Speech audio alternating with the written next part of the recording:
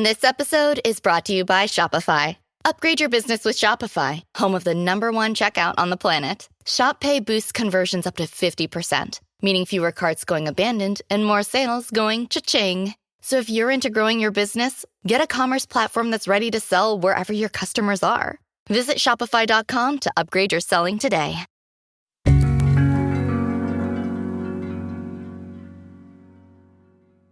Especially in a time where the whole world felt so out of control, to be doing this thing that felt so careful in a way. Like it felt like we were dating in an extremely thoughtful fashion. And that was really nice. From the Boston Globe and PRX, this is Love Letters. I'm Meredith Goldstein.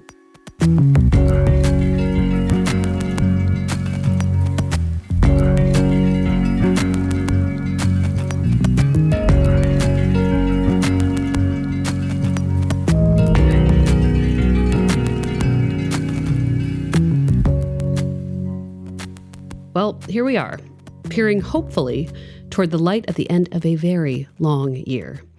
And I am so here for that. I want to eat at restaurants again. I'm looking at you, Cheesecake Factory. I want to go to shows and book talks and, I don't know, my friends' kitchens. I want to spend actual quality time inside with my sister. I know we're not there yet, but I've been feeling optimistic that we will be there soon. All of us, I think, are ready for a fresh start. And that is exactly what we'll be exploring in season 5 of the podcast. All this season, stories of new beginnings, resets, do-overs, and fresh chapters.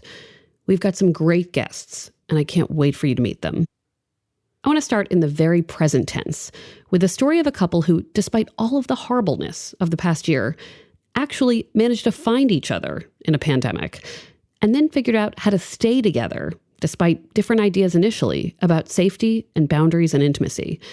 It's the story of Christina Libby and Tim Cahill. I'm Christina Libby. I'm 36 years old. I live in New York City.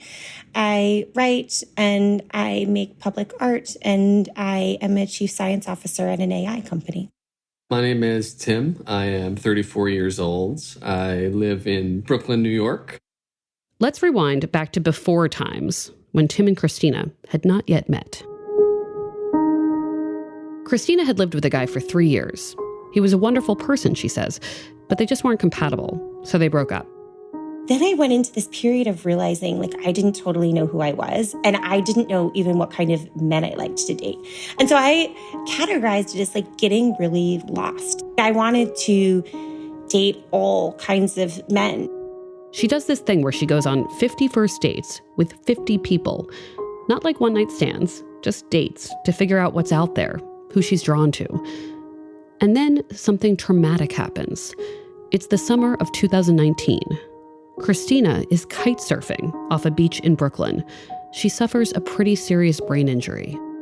I fell from about 12 feet onto my head. And I was then dragged for a number of feet, probably another 35 feet from the kite, got up, kept kite surfing, didn't understand that I had something wrong with me. Because there was something so wrong with me, I didn't understand. And didn't go to the hospital for a couple of days, and then had to go because I woke up at 4 a.m. sobbing. I couldn't stand light or sound. I had to use my computer in grayscale on the lowest setting while wearing sunglasses. If people touched me, I would cry from sensory overload. In response to that period of being lost and kind of wild for a while was this crazy injury, and then isolation and seclusion. This difficult chapter in her life brings Christina to an epiphany. She doesn't want to go through something like this alone. Then, in December of 2019, it seems like her wish has been granted. She falls in love at a coffee shop. And it felt like one of those movie moments you hear about, where this man walks in and you're just whoa. And then he ended up talking to me, and we had this sort of really felt like a beautiful conversation. They start dating. He's doing a lot of international travel. Christina flies to see him in Paris and then in Rwanda. She goes to the Congo, climbs a mountain, sees gorillas. And then things suddenly get weird. This guy shows her photos of another woman who is totally naked. The photos are on his phone. He's also saying, "I love you" to Christina. She doesn't know what to think. I had this beautiful, meet cute moment with someone that I thought I was wildly in love with, and then so shocked. And and that whole experience was really confusing and awful. This is in March of 2020, just as the world begins to shut down because of COVID. For a few weeks, she and this guy try to forge on in their relationship, but it doesn't work. Christina finds herself back at square one, feeling pretty dejected. I just was like, I never want to feel like this again. Like, I never want to feel like my heart totally torn out, particularly for someone who wasn't nice, right? Who just didn't, wasn't worth all of that love. Christina enters another period of intense soul searching. She's in therapy several times a week. She has heart-to-hearts with her family. And that's not all. I went back and talked to every ex-boyfriend I had broken up with about why didn't the relationship work? What do you think of me? I went on walks with ex-boyfriends who were here in New York City. You did the full high fidelity experience. Oh, I did. I did. Yes.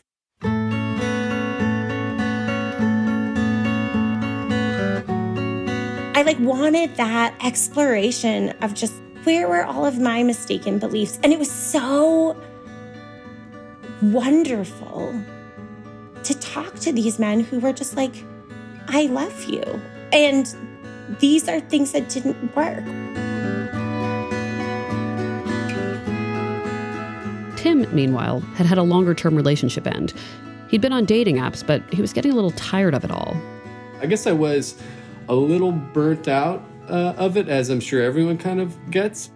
When the pandemic takes hold, he's trying to figure out what he wants and whether it will even be possible to date while everything is shut down. Part of what makes dating so uncertain is that Tim is very frightened of COVID.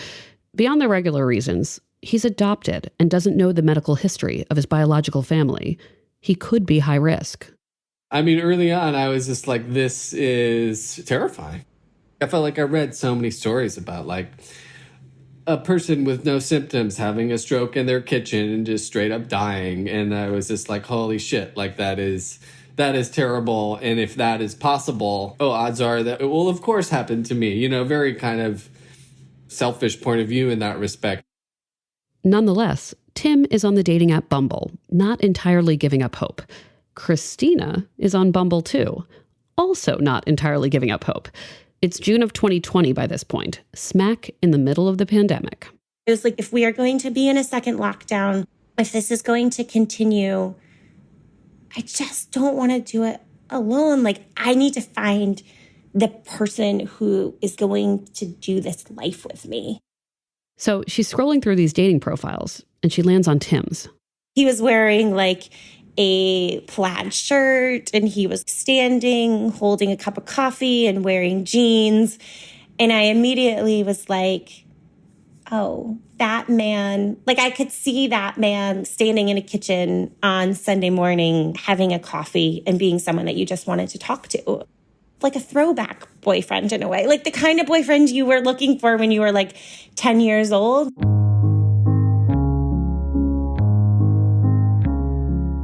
His profile was that he was from Massachusetts, his age, that he was a writer. And then in his bio, it said, "Don't worry, I'm not a serial killer," which I thought was hilarious. And so I immediately was just why would anyone think you were a serial killer? And he texted, message back in the app. And he's well, isn't that what all girls think about men on these kinds of apps? And I was only the ones who say they're not a serial killer. She had a very charming picture of her. I think she was sitting on a boat with a hat on.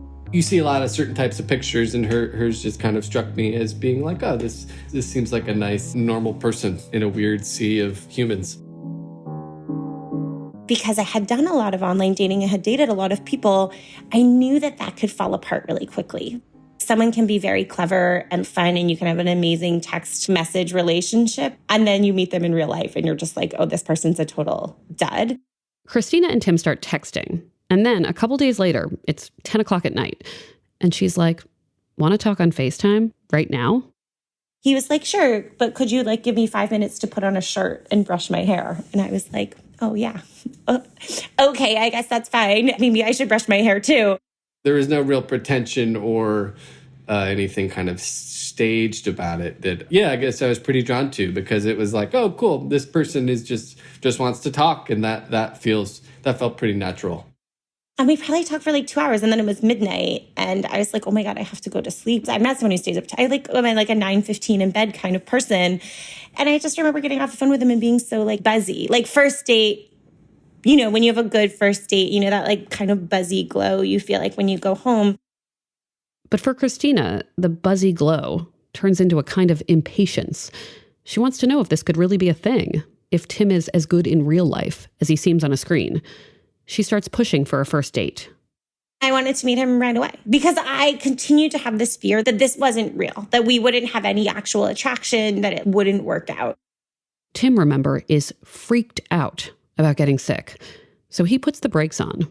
I felt like I was really pushing him, which was a real gender role reversal, because normally I feel like men are pushing women to kiss, to come over, whatever. It takes almost a month before Tim agrees to meet Christina for a walk many feet apart.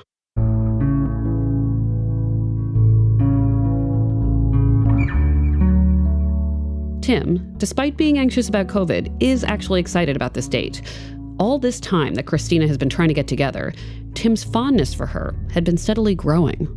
My correspondence with Christina was so fun and earnest up until that point that Christina could have shown up in a suit of armor and I would have been like, oh, I think I still like this person. They agree to meet in Tim's neighborhood of Ditmas Park in Brooklyn.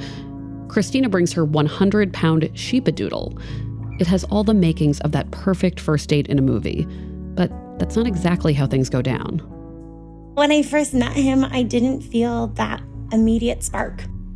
I remember getting out of the car and seeing him and just being like, this man doesn't look the same as he did in his pictures. And having 1 second being like, am I being catfished with a complete stranger wearing a mask?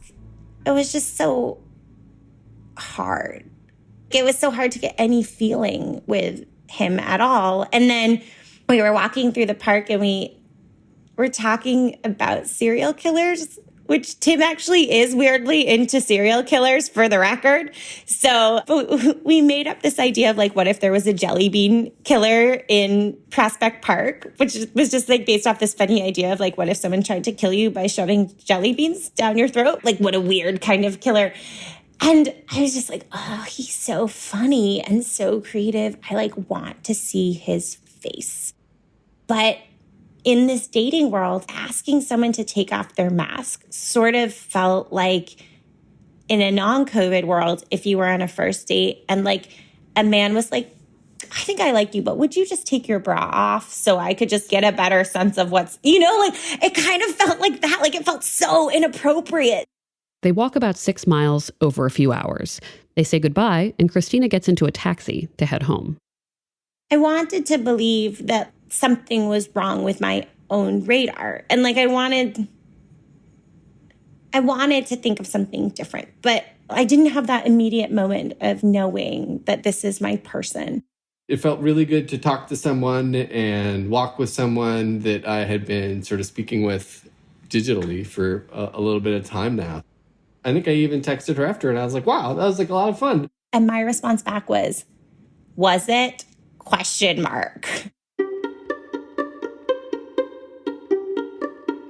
I was like, I don't know. I feel like there wasn't a lot of chemistry. And he was just like, okay. And I was just like, I don't know what to do. I think I was like, Tim, you just gotta let this one go, because clearly there's two different sides, different opinions about how that date went. So yeah, I think I was like, oh, that's a bummer. I was definitely bummed for sure. Tim and Christina both resign themselves to the possibility that they may not be a good match after all. Maybe this has all been for nothing. And yet, all those conversations over text and video chat before they'd ever laid eyes on each other in person gave them a kind of foundation, a level of trust and familiarity.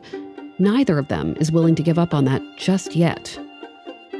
Their story continues when we come back.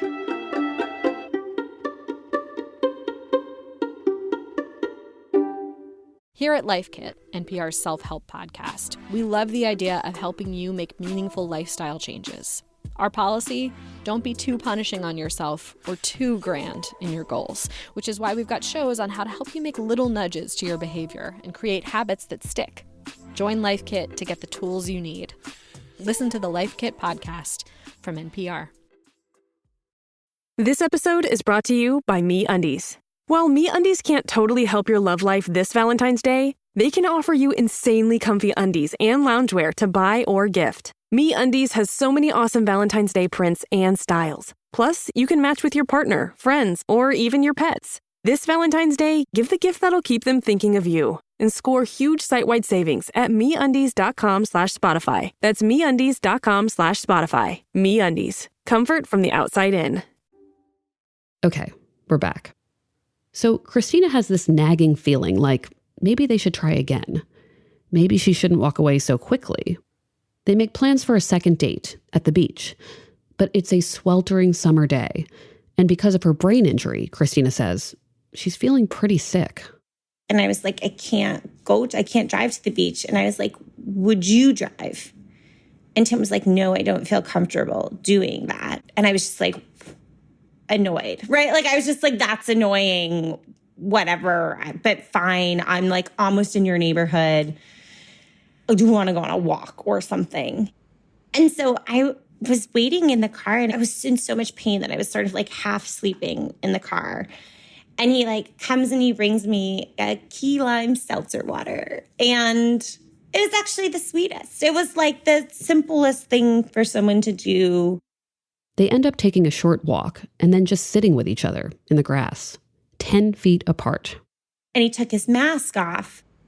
And I was like, oh, this man has such a handsome face. And I had like a little bit of like a stomach butterfly, that sort of first date feeling that you would really want.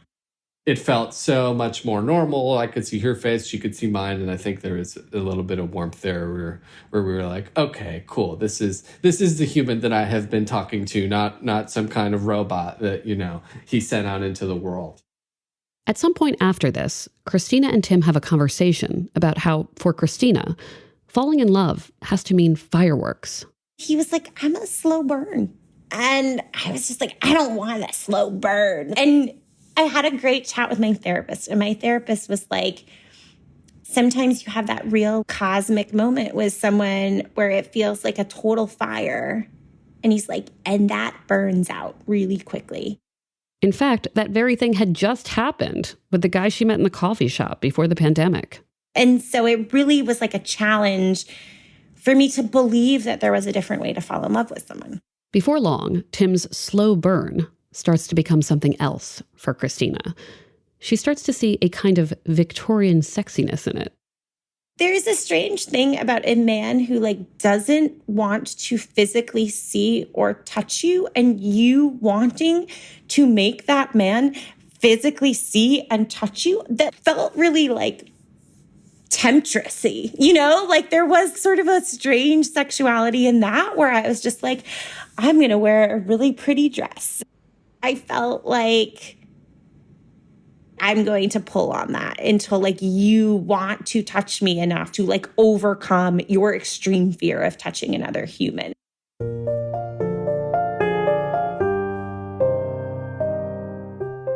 Date number 3 is a picnic in Prospect Park. I imagine it kind of like that famous George Seurat painting from the 1800s. All very proper. Maybe some umbrellas. What I brought to the picnic was an entire picnic basket with a chocolate cake and champagne and crackers and cheese and proper plates and a picnic basket. And I was just I'm going to make this feel like a date. We played this card game that asked all of these questions. What did you think when you first saw me? What do you think my best feature is? What was your first impression of me? And I think both of us asked each other that question. What would your best friend say about you? What would your mom say about you? What is something that you should know about yourself that you probably don't know? What are you most afraid of? And this brings us to the beach date. They make plans one day to go to Rockaway Beach. Christina picks Tim up in her car. They're both in masks with the windows down. Then you get to a beach and there's like a billion people and you're like, oh, these people aren't wearing masks. But I think I had done a little bit of my due diligence reading of, there's a lot of stuff published about coronavirus and beaches and how a beach is an extremely safe place to be. So we got there and we jumped into the water and there were these big, big waves. And I kind of got pushed around by a wave. And I remember like reaching out and I just sort of like grabbing his hand. And it just was like, whoa, like this feeling of just like, oh, whoa, I touched his hand, it was just like, felt like such a big relationship barrier, like crossing. And then we got back on the beach and, we were just kind of hanging out and he had this golden sun reflecting on him and he was like kind of sleeping and he just looked so beautiful and just like so at peace.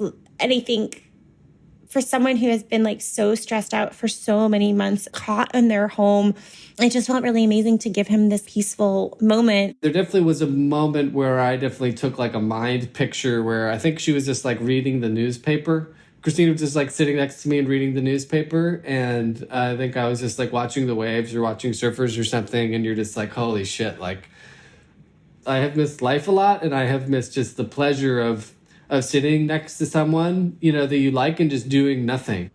And I noticed she was a little bit closer, and I was like, okay, you're going to have to get comfortable with this if you want to myself, if you want to obviously have like a relationship with this person. And then Christina gets bold. I leaned across the 3 feet across from us and like gave him a little kiss on his shoulder. And it felt so like risque. It felt like I had just done something so bad. I think it like probably broke my brain for a hot minute, and then I kind of registered that, oh, that's okay. That's kind of an okay move, right? Because you're sort of just kissing this part of someone, and like this is so terrible, but like scientifically that's okay, and that's a beautiful way to show affection. I probably like just could have fucking cried on the beach because it was so nice. My life had just been like sitting inside and hearing a chorus of sirens every single day. I think I had always thought to myself, like, okay, like you can not date for like a year, like that's nothing. So I had kind of slightly made up my mind that was an okay possibility and that I have like the whatever internal will to just be like, oh, I can go forever if it means that I don't get sick and die. And I think just have a moment that felt so close to a genuine pre-pandemic kiss was just like magic. It was like, holy shit, the power of touch is such a real thing. That was sort of a moment for me where it went from everything being like sort of stressful to fun, but I also really pressured him. A few days later, I was like, I need to know if you're going to like try to kiss me. Because I think also that like shoulder kiss moment just made me be like, I don't want to just have like a phone chat conversation with this guy. I want to have like a relationship. This feels like a major turning point. But for Christina, she's still trying to figure out the right thing to do.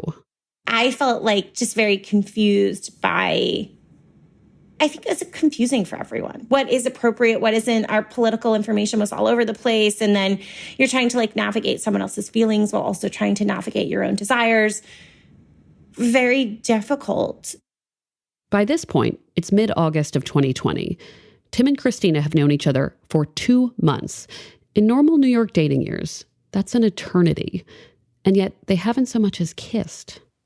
Christina is training for a long hike with the Make-A-Wish Foundation. She asks Tim if he would come hiking with her one day in Harriman State Park, north of New York City. He says, sure, but she wants to get an early start. She tells him, I'm not driving all the way out to your neighborhood before dawn. You can either take a cab in the morning or sleep on my couch the night before. I had done my mental math and knew that I wanted to kiss Christina. I wanted to make out with her. And I had spoken with my therapist about that on Monday. And I even spoke with my roommate about it. And I was like, this is a calculated risk that I want to take. And I want to kiss this person. I want to show this person that I have affection for them. I am willing to work this out. How do I do this? From the get-go, I kind of psyched myself up a little bit. I was like, okay, you're going to be in an Uber for 40 minutes. I think I wore 2 masks because I was like, okay, you're going to be in this car for a long time. That's obstacle number 1. Then obstacle number 2 is getting into your apartment, seeing what the building's like, all this shit. Part of what puts Tim at ease when he comes to Christina's in Manhattan is that life seems more normal in her neighborhood. He sees people eating at outdoor restaurants. It feels much less grim than it does where he lives in Brooklyn. Tim and Christina get Mexican food and some margaritas. Enough so that I was kind of like, are you going to kiss me? And then he did. And Tim's side of the story is so different, where he was like, I knew I was going to kiss you the whole time, blah, blah, blah. I wasn't going to sleep on your couch. I think for me, I had just been like, okay, if there's ever been a time to, kiss the girl or go for the kiss or see if love is worth pursuing, this is it. This is it. Taking that leap of faith was a humongous act of trust. He hadn't drank in so long that he was super hungover, and he was trying not to throw up on the car ride to the hike. And then following the hike was actually still so sick that he couldn't even eat lunch. The hikes get better in the weeks ahead, though. Tim and Christina start doing lots of them together, and then lots of other things. So we are now doing these imagination dates. And so last weekend we were like, let's go to Italy on date night. And so Tim made homemade pizza, which he's actually exceptional at. And then we got dressed up. Well, I got dressed up in kind of Italianish clothes. And then we were supposed to watch a movie about Italy, but we ended up watching The Departed. But Tim and I were joking that most relationships, it's 30 years in, right? Where you're we're going to spice things up. We're going to have an Italy date night. And then, but having to do so many of those things now really early on makes me feel confident that 30 years from now, we could figure out how to continue to make a relationship work. Early on in our relationship, Tim started writing me love letters. It really helped me understand that he was starting to love me. Just I know you might not understand these things, but here's how I feel when I see you, or here's what I'm thinking about. At some point, Christina says to Tim, listen, the infection rates are much lower in my neighborhood. Why don't you just come and stay with me for a while? 4.5 months later, he has left maybe twice to go home for very short periods of time. Once when he started a new job for 2 nights, and then a few times to pick things up. At first, it was about keeping each other safe. And then now it's just well, what would I do without him? We played Losing My Religion at the highest volume on Alexa and just danced around the apartment for a half hour. We were characters in a rom-com. What a fun life. What a fun life to have a losing your religion dance party. But then, just a few weeks ago, life put a little wrinkle in their happily ever after. Christina and Tim faced the very thing that he, especially, was so worried about. They both got sick with COVID. Their cases were mild, they say, and they've since recovered. Christina has been a witness to COVID's devastation as founder of the Floral Heart Project, which honors victims and families through heart-shaped flower memorials. She got sick in the midst of organizing a national day of mourning at 100 sites across the country. Sometimes it's easy to forget that Tim and Christina still have no idea what it's like to be together in normal times. I'm very excited to like travel with her because I know she loves traveling so much. I'm extremely excited to just like see what the fuck a normal day is like, meaning like what's it like when she's like, I gotta go do this thing, and I'm like, oh, and I gotta go work at this thing. Do you want to, meet me after? I'm meeting some friends for coffee or something, and to just like go be able to do that. I can totally imagine like going to a friend's wedding with Tim and just dancing the whole time and how fun that would be. Part of what gives them confidence about the years ahead are all those talks they had early on about safety and boundaries and needs. The pandemic forced them into a level of deep communication that maybe in normal life just wouldn't have happened. That helped dating just get boiled down to like so much more serious shit. Like, what are you willing to risk? What are you comfortable with? What are you looking for? And it's just like, oh, right out of the gate. It's like backwards. It's being like having all the really, really tough, blunt, huge kind of existential conversations first, and then eventually you'll be released into everyday life. The more time we spend together, the less concerned I am about the future. I do think we do different things. Tim loves music. He loves to go to shows. He loves dark, dirty bars, and I like dark, dirty bars, but I also like really swanky, nice, sort of beautiful hotel bars where you have to spend $30 on a cocktail, but you feel okay because it's so beautiful. We get to start dating all over again, right? Because we get to do it in the way that everyone else gets to do it. And I can't wait for the day of just being walking the dog and seeing an empty spot at a bar and being like, Tim, come meet me at this bar. Do you want to have a drink? Gosh, what a simple thing that fills me with just an intense amount of pleasure at the idea of doing it.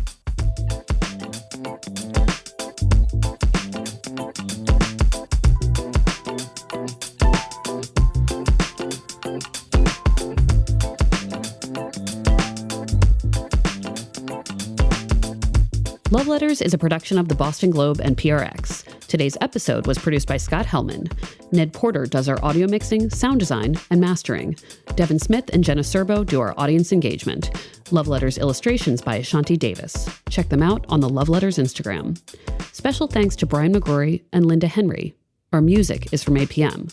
And if you like the show, please leave us a review on Apple Podcasts. And you can always send us a letter, your love question, to loveletters@boston.com. We're online at loveletters.show. I definitely remember going on dates back in the real world, and if there was ever a dead pause or kind of a dead moment within the date, being like, oh, I should just say something. And then you blurt out something like, what do you think of socks? I'm Meredith Goldstein. Thanks for listening.